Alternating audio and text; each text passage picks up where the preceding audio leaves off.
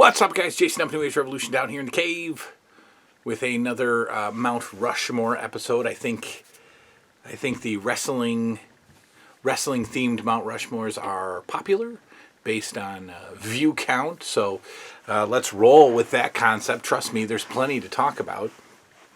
Today we're going to do the top four, so the Mount Rushmore of WWF matches of the 80s. Last time we did the Mount Rushmore of wrestling experiences, right? Just general wrestling experiences.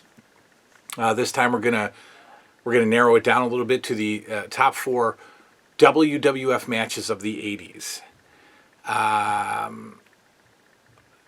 Again, the concept of Mount Rushmore is your four greatest, most influential, most important situations, things, whatever. They are exclusive. They are exclusive to the author. That's right. Because what I'd like to do is I'd like to have at least one that's kind of a thinker, right? Kind of a stretch. But not just for the sake of stretching.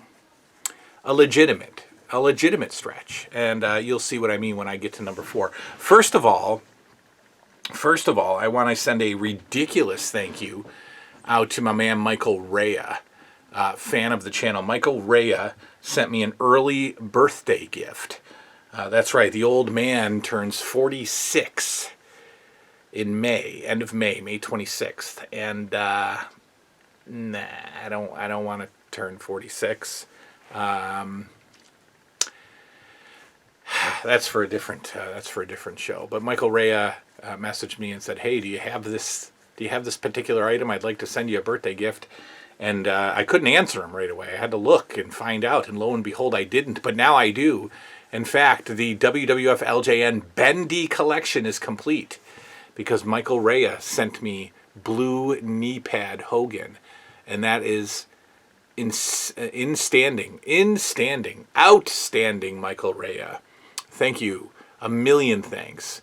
This is not like my shopping days. They're not over, but like I'm not going to get on eBay and go, "Oh, I need blue knee pad Hogan," because I'm not thinking about it, right?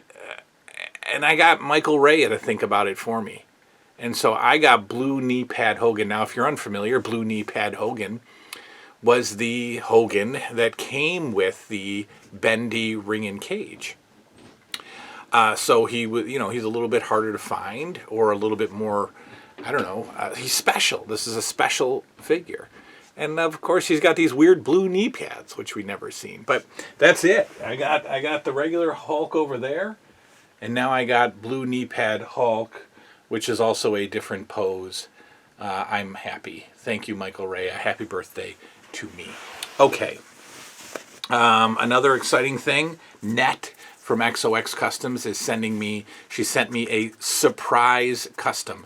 I have no idea what the next custom figure is. I do not know. And it's coming. And usually she puts in the shipment notification who it is. And sometimes she even sends me a photo, which we don't want anymore. So when we open this package, probably on Saturday, you're going to see the newest custom from XOX at the same time I am. I'm telling you the truth. I have no idea who this is. I have no idea who she's making. We've given her suggestions like the Samoans. We've told her Dr. D. David Schultz we're sending her head sculpts. I don't know who's next on the list, but it's coming. All right, let's get into it. The top four, the Mount Rushmore of WWF 80s wrestling matches. Here we go. Because it's my list, we have Siamese twins on the Mount Rushmore. That's right. Picture it if you will. The Mount Rushmore has one head and then has another head attached to it. Siamese twins. So because I can, we have the Siamese twins. The number one most important match of my childhood was Hulk Hogan versus Andre the Giant. Two times. That's right. Wrestlemania 3 was massive for multiple reasons. If you go back and watch my Mount Rushmore of 80s wrestling experiences. WrestleMania 3 is on there. But WrestleMania 3's main event of Hulk Hogan versus Andre the Giant is so significant in a child's life. WrestleMania 3 was 1987.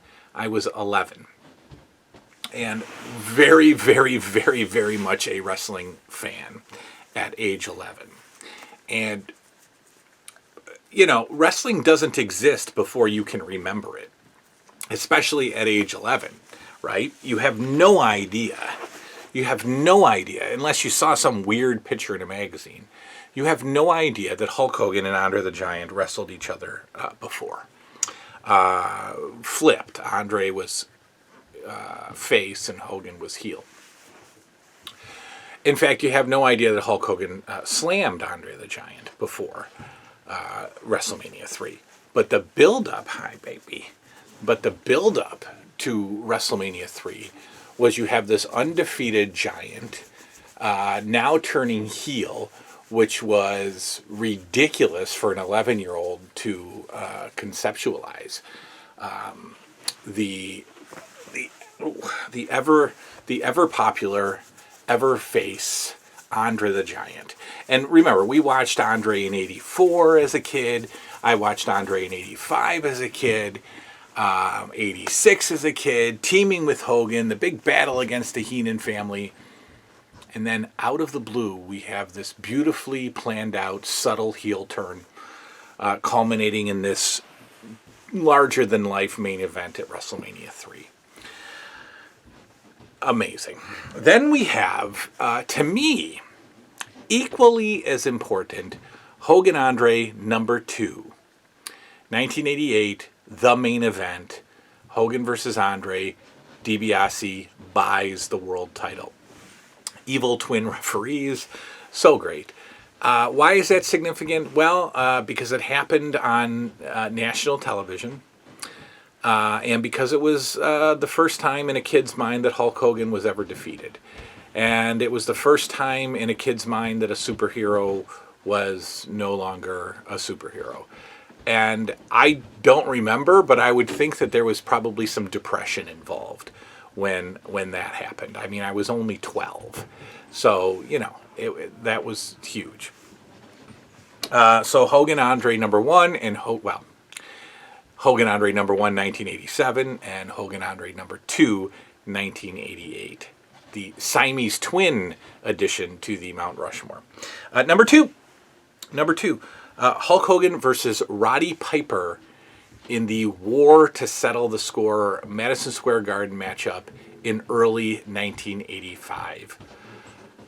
This was massive. Hogan versus Piper is just your standard WWF match. But there was so much more going on here and so much more to come. MTV's involvement in the WWF at this time surged the... Come here. Oh, there's a boy. There's a good boy. Oh, wait, you're not Missy. You're the kid. Oh, get out of here. The MTV's involvement in what are you doing? In this card was he fell off my lap. In this card was huge. They're putting Hogan against Roddy Piper. Mm-hmm. MTV is involved. The WWF is starting to get massive national exposure, and we have the beginning stages of the very first WrestleMania ever, all coming from this Hogan Roddy Piper War to Settle the Score matchup. Tons of celebrities involved, a lot of fun backstage interviews with Mean Gene and Andy Warhol, and I think Danny DeVito was involved, and some MTV crew members, and just incredible. You smell like garlic. What did you eat? Oh, Lord. So before I go on, you don't like old wrestling. We tried watching it. It made me fall asleep. It made you fall asleep. You watched. Oh, the side headlock. Oh my God. AEW is so much better. You came downstairs the other night while I was watching a 1984 broadcast. It was December 1st, 1984, Maple Leaf Wrestling. And Even Kamala wasn't very interesting to you, was he? You were like, why is he dancing and why is he slapping his belly? So you don't like the side headlock? Ugh. That's not your jam? I'll show you some wrestling moves. No, I don't want to see any wrestling moves. All right, get out of here while I do the show. See you later. All right, Hulk Hogan, Roddy Piper, war to settle the score. Massive. And again, the prelude to WrestleMania, which was just 2 months later. So go back and watch. So here was something. You want some birthday ideas here. On eBay, there was a VHS taped off of TV copy of War to Settle the Score. All the matches, all the backstage stuff taped off TV. And it was at the insanely low price of $34.99. And I did not get it. And it's not on there anymore. Like, incredible. I might have that anyway. I might have it on my tape, my disc copy of it. It might be the actual broadcast and not the 24/7 or WWE Network one, but still, a VHS copy of that, insane. All right, number 3. Again, and these are just exclusive to me for special reasons that are exclusive to me. The British Bulldogs versus Valentine and Beefcake at WrestleMania 2. I've told the story. I saw WrestleMania 2 at a closed circuit location in not in Syracuse, in Rochester. It was a place called the Dome Arena. And it was a small local arena. They didn't do... It was like a fairgrounds almost, kind of. They would have flea markets there and, fair stuff. And maybe like a high school basketball game or something like that at the Dome Arena. But they packed it for WrestleMania 2. And it was the first WrestleMania that I had seen live, right? I didn't see WrestleMania 1 at all until probably 87 on tape.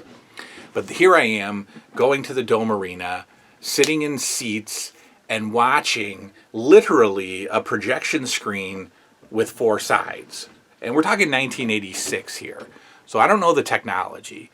They're screens that are on stands. Like your old high school projection screen.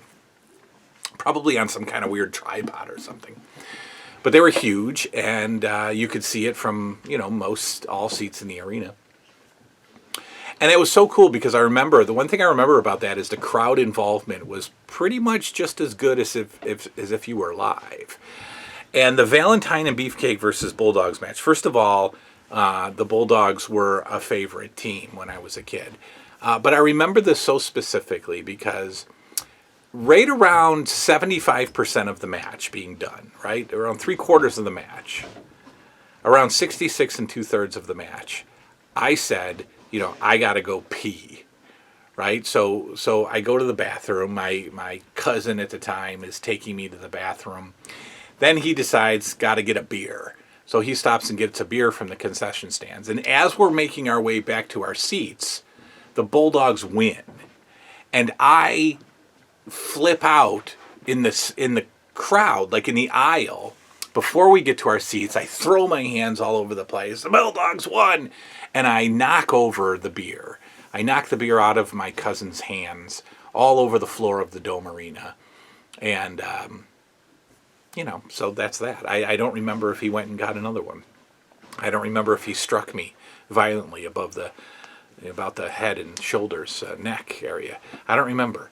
But I do remember the British Bulldogs winning the World Tag Team titles at WrestleMania 2 and all the things involved with that. Seeing the pay-per-view live, being at a closed circuit location, the one and only time I'd ever done that, knocking over the beer. What a great time. The final match, and this is kind of the head-scratcher, but it means something to me. Dick Murdoch and Adrian Adonis defeat Rocky Johnson and Tony Atlas, April 1984, on WWF Championship Wrestling. Now, why is that special? Well, because it's one of the first wrestling memories that I have. It's one of the first big moments that stuck in my head.